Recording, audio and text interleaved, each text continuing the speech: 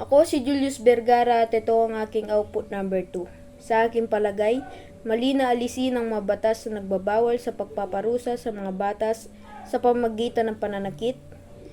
Hindi dapat nating hayaan saktan ng mga bata bilang paraan ng pagtuturo sa kanila ng tama at mali.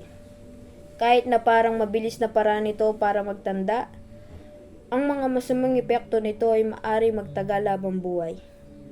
Maraming mas mabuting paraan para turuan ng mga bata ng disiplina, gaya ng pag-uusap sa kanila ng mahinahon, pagiging mabuting modelo, at pagbibigay ng malinaw na patakaran. Tandaan, bawat bata ay espesyal at may kanya-kanyang pag-aaral.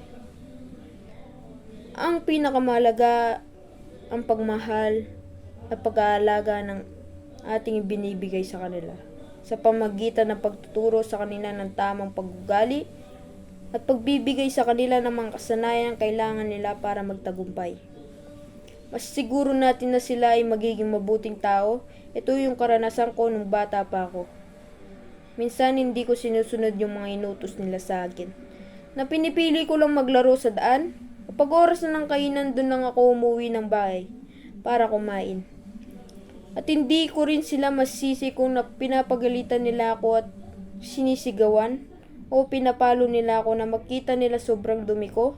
Tsaka sobrang kulit ko din na hindi nila ako mapigilan kung ano yung gusto kong gawin. Yung lamang po, maraming salamat.